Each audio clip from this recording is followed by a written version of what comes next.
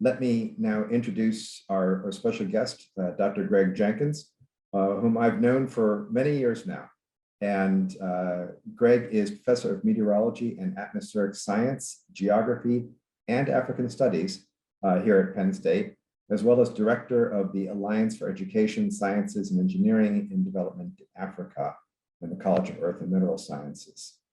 He joined Penn State in 1996 and then was a member of the Department of Physics and Astronomy at Howard University and the Howard University Program in Atmospheric Sciences in 2003.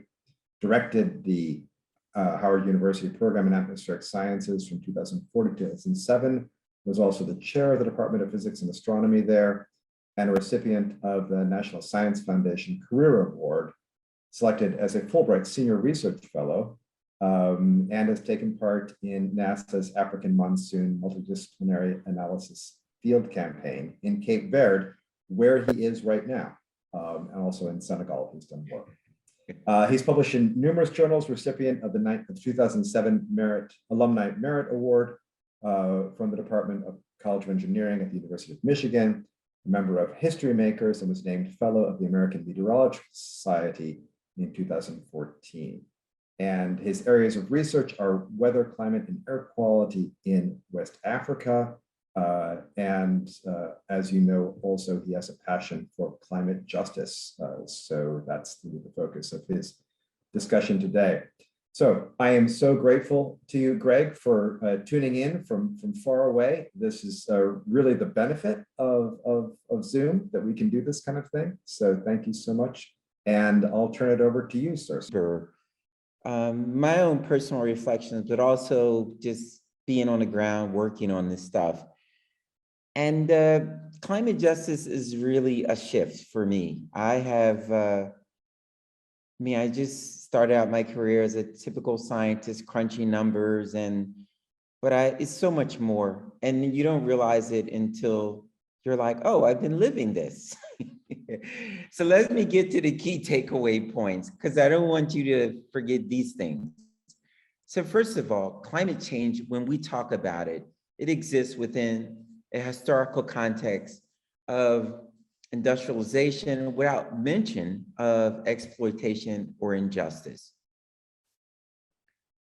My opinion now is that climate change actions are going to be a disaster without a justice foundation. We need that. The EJ movement, or environmental justice movement, has set the stage for climate justice in the US. And the social justice component is a core foundation.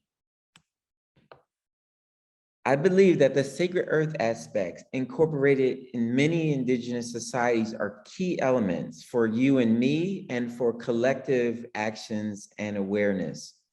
So without carrying some of these kind of sacred earth principles, we are just living the life. And now the last part is that Africa and the diaspora is extremely vulnerable to climate change, and it will be subject to continued societal and environmental change or damage by an unjust economic and political system, which was designed by the global north. So those are my takeaway points. Some of this will be implicit, some will be explicit. So let's start with that first climate change context. So these things you know already. This is how CO2 has changed over the last 800,000 years. And you can see that we're over 400 parts per million in 2019. It's something that's tragic for every living person to see this rapid change.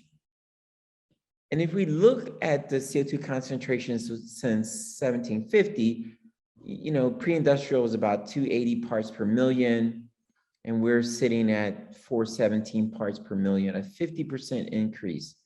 And this is the context that we know. We're looking at time, but we're not looking at time in a very complete way.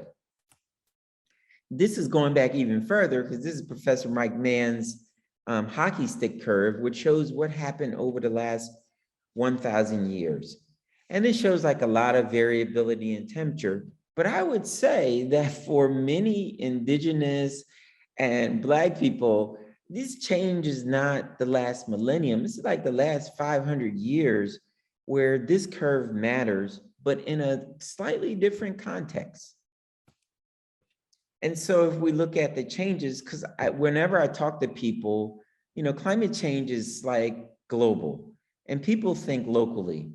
But this map kind of shows us, animation shows us that the planet is warming. And so yellows and reds, and this is relative to 1951 to 1980.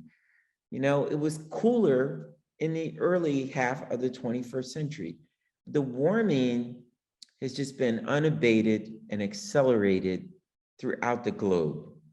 And it's just when people realize, they know implicitly it's warming, but when they see the full extent of it, you start thinking like, well, I can't say those words. So here's some notes from the last IPCC report. I mean, they've gotten stronger and stronger in their statements. It's unequivocal that our influence is warming the atmosphere, ocean, and land. We've seen these widespread changes in atmosphere, ocean, cryosphere, and biosphere, things like melting ice sheets and wildfires and loss of species, all kinds of things are going on. And the human influence has warmed the climate at a rate that's unprecedented in the last 2,000 years. And I would probably say much stronger than that. That's probably like the last 800,000 years. So when we project out to the future, this is what a 2°C warmer planet looks like. This is what we're trying to say. We have to lock it, max it out here, but you can see most of the planet is still warm. And the cryosphere and the oceans will be responding because they work at different time scales. So even if we lock in here, like the sea level rise will continue.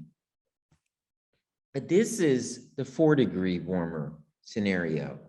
And I think this scenario is more likely than a 2°C warmer unless there is like serious political will and humans make a real decision to change the course that they're on.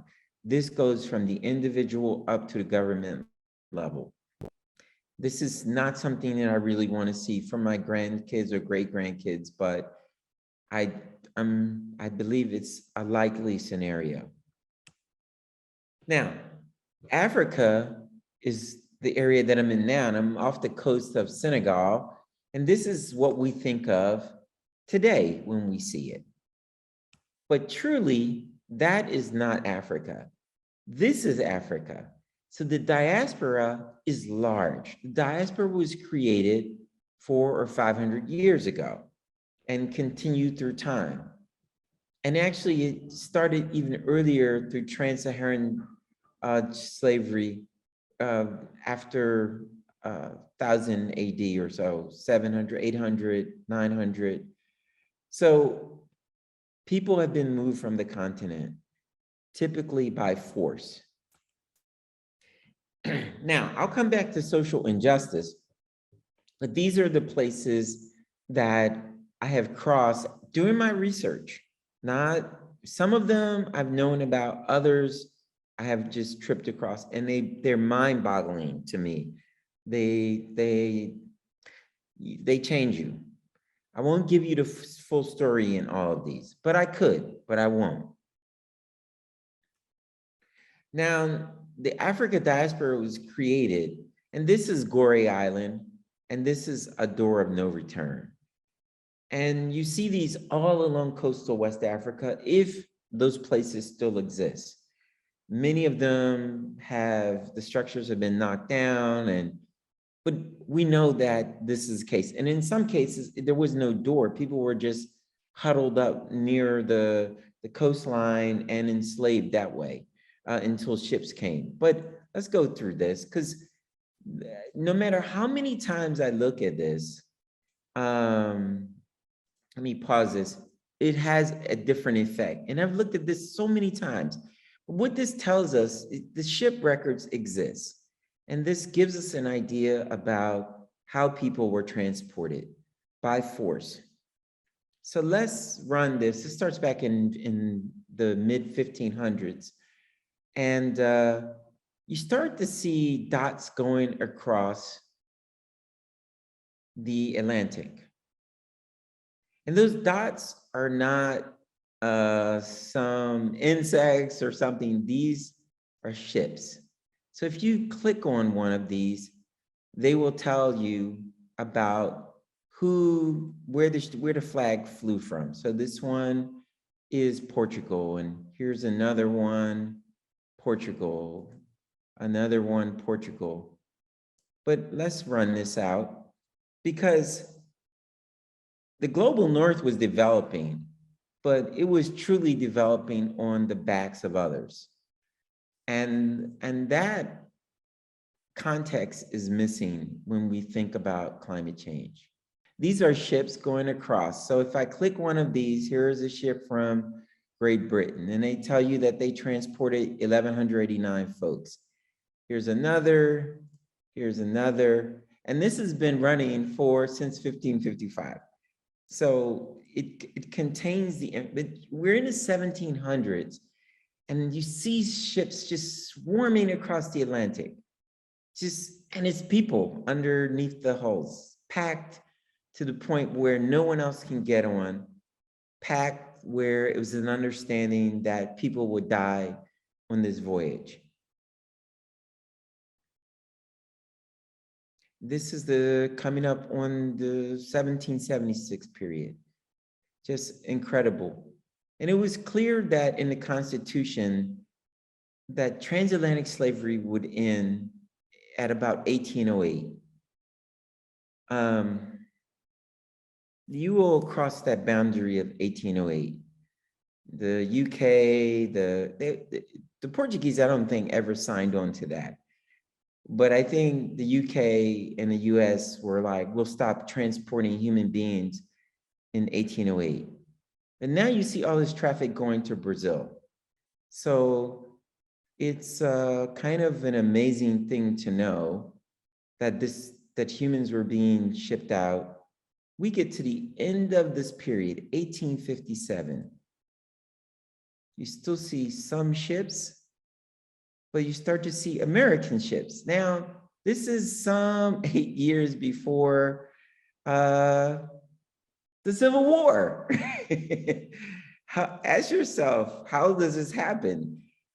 Most of these ships are American, flying the American flag, and they're on their way to Cuba.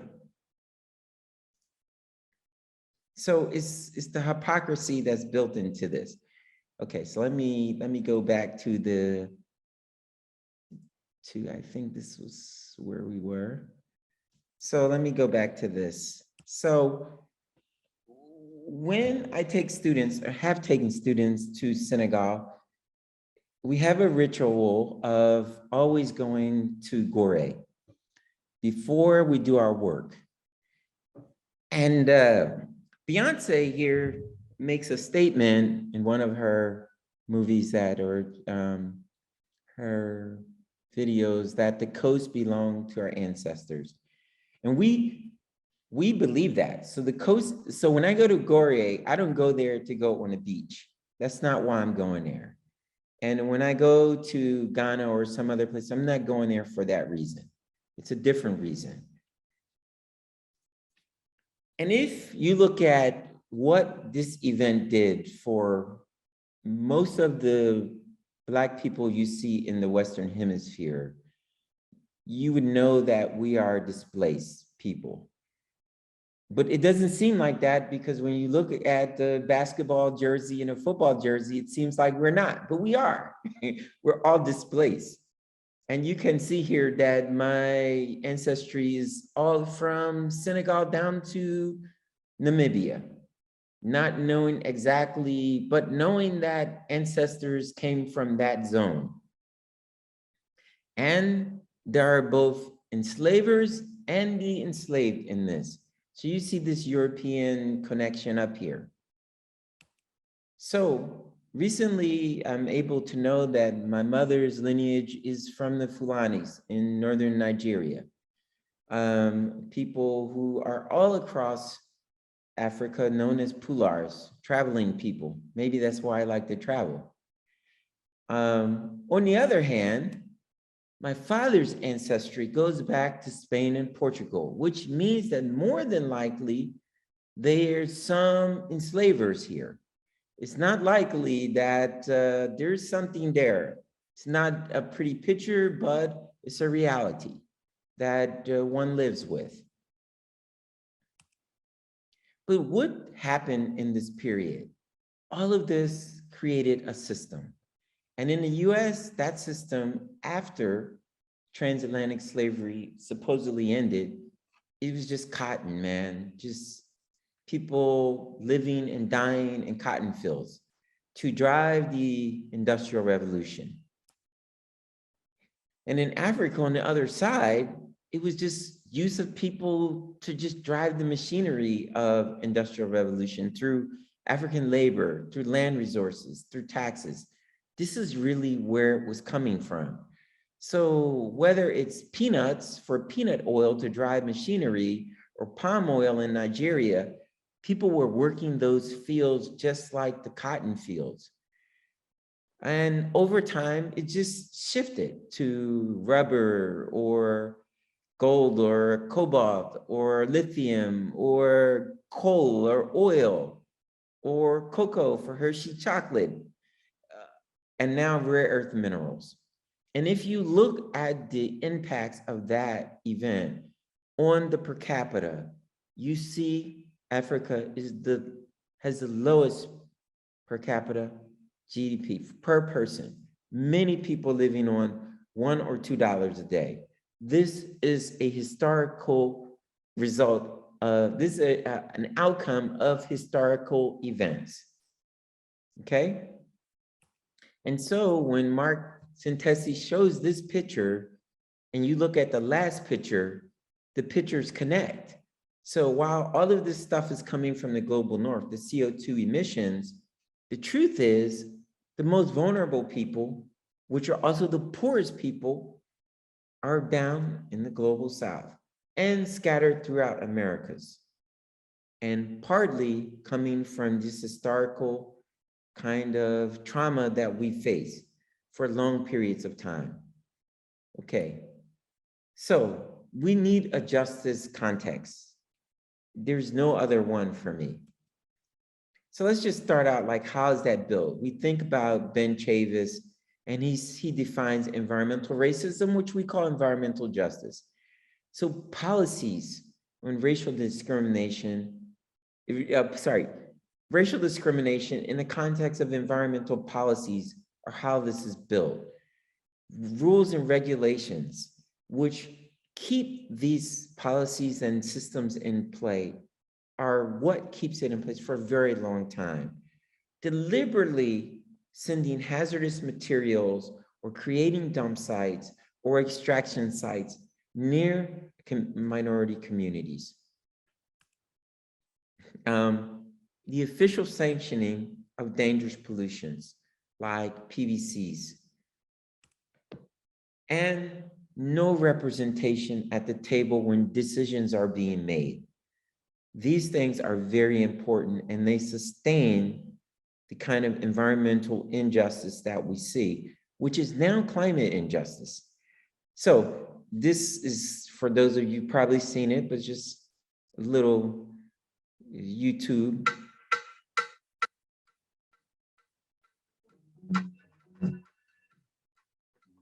Nationally, the facilities where we dump our garbage and process dangerous chemicals tend to be located in poor and minority communities.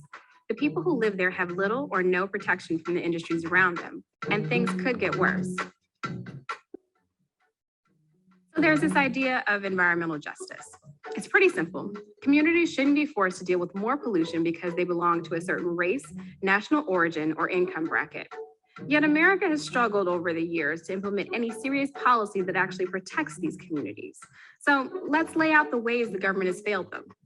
We will not allow one county to become a dump site The fight for environmental justice took off in 1982 when residents of Warren County, North Carolina mounted mass demonstrations against a plan to dump contaminated soil in a landfill in their community. The EPA investigated 4 similar landfills in southern states and found that they were all located in Black or low-income neighborhoods. In 1987, the United Church of Christ Racial Justice Commission found that around the country, hazardous waste facilities were more likely to be located in mostly minority communities. Amid mounting proof, the federal government was forced to act. I, George Herbert Walker Bush. So in 1992, President George H.W. Bush founded the Office of Environmental Justice inside the EPA. 2 years later, President Bill Clinton signed an executive order requiring federal agencies to consider environmental justice in all of their policies, as well as extending civil rights protection to environmental discrimination. But Congress never passed a bill to make Clinton's executive order law. Then came George W. Bush. His administration shifted the focus of the Office of Environmental Justice from protecting low-income and minority communities to all people, leaving vulnerable populations without a federal environmental advocate. 80% of New Orleans, including much of downtown, is underwater. Under Bush, many environmental civil rights claims were rejected or delayed for years. In 2009, after President Barack Obama's election, his administration recommitted to environmental justice. Generally speaking, in this country, a lot of environmentally problematic facilities tend to be located. Okay, I'm gonna stop that there because time is an issue. So the point is this movement began in the 70s and really 80s in North Carolina in Warren County. And these are real issues that continue today because when we looked at COVID-19, the data shows that the highest mortality are in certain communities, and those are also the communities where the air pollution is the highest.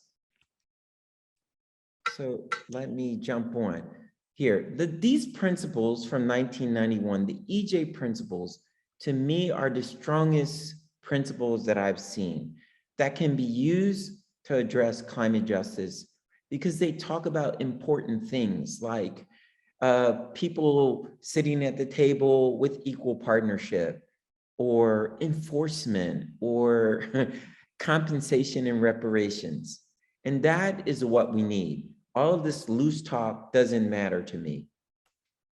Now, in 2005, to me, I feel like the climate justice movement really came alive. And for me, it did with Hurricane Katrina.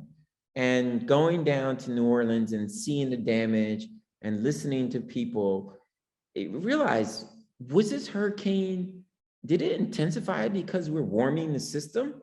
Is that what happened? Because Rita followed. And as you know, we've had some very strong systems over the last 15 years. But linking this to the EJ part is tied back to the 1930s when they started redlining. And they redlined all these cities in the US, and a lot of it is around race. And so when you think about New Orleans, all these areas that were redlined were poverty stricken. And many of these areas, like the 9th Ward, were destroyed and poor. And it just shows up. You're like, how does this historical stuff creep in? It creeps in when a natural disaster comes, a natural hazard comes that might be influenced by warming. And then 2020 comes and we just go over the top. We've been dealing with social injustice since we arrived in America. But this event, when George Floyd, Breonna Taylor, Ahmaud Arbery, these killed by police, and it's like, what? And so then it was like, okay, social justice has got to be in this. We can't proceed forward. And so for me, climate justice takes on a completely different lens. Climate justice is the intersection of climate change, social justice, environmental justice, with lots of principles going around it, like respect and reparations and access and protection. These things are basic. And justice is really the underlying part of it.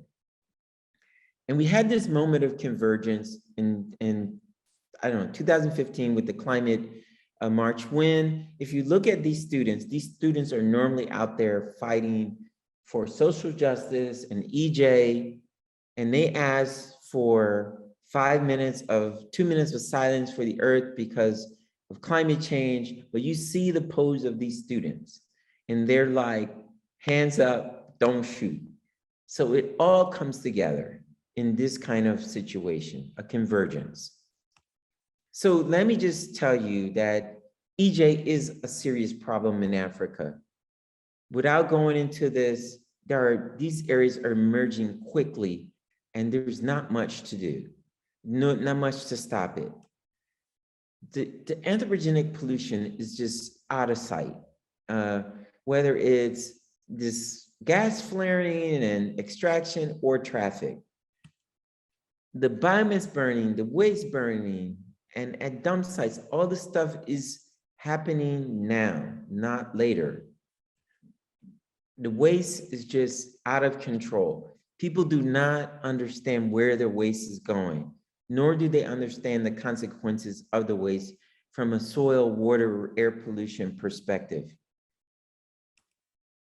We've been building an air quality, building an air quality network in Africa for about 3 years now, because we absolutely have to know the real-time conditions. And without that, we can't say anything about the role of EJ on people's lives. So SJ, I'm just telling you that this is emerging. High youth unemployment, massive problem. People trying to migrate by any means necessary on canoes or any other way they can get out. Recent coups d'etats in Sudan, Mali, Niger, Guinea, problems in Ethiopia. The president's trying to use their power to change constitutions and run for third terms. Poverty at the highest levels. Extractive practices continuing. These things and no in-processing for developing employment.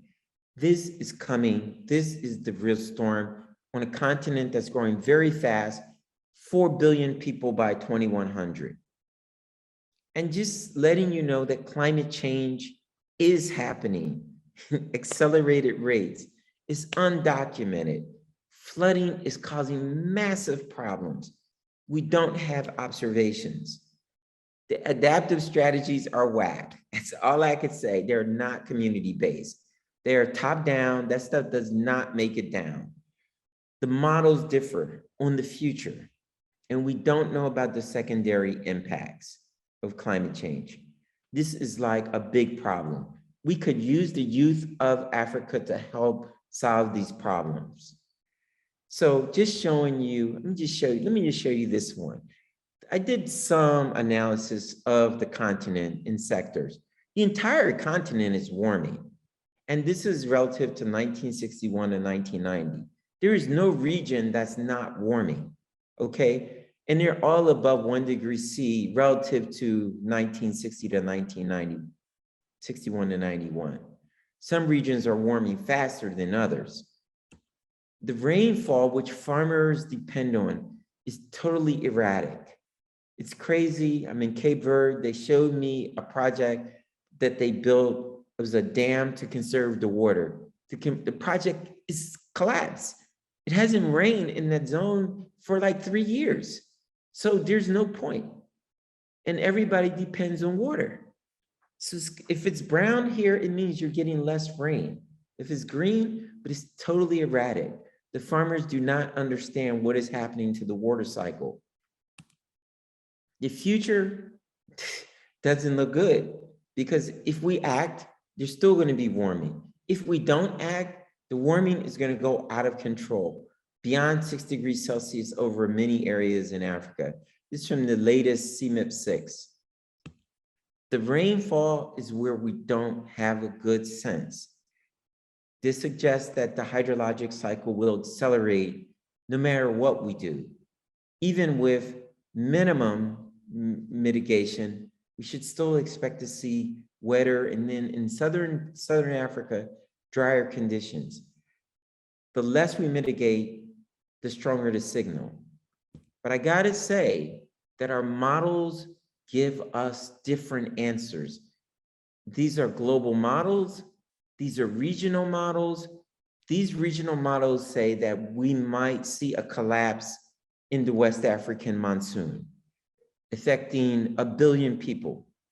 So this is a very serious problem. And I think that's it. This is from the University. Obrigada. And I'm sorry I went over the time. Thanks so much, Greg. That was so terrific. And, look, I know you buzzed through that, but I really appreciate all the information. I hate to leave it there. There's so much more to talk about, but we are at the end of our time. Please join me again in thanking Dr. Jenkins. Greg, this was a fabulous beginning to our move now from climate science into justice and other ethical issues. So thank you so much for joining us from West Africa. Appreciate it, man. Stay warm, and I'll see you when the warm temperatures return. All right, that sounds good.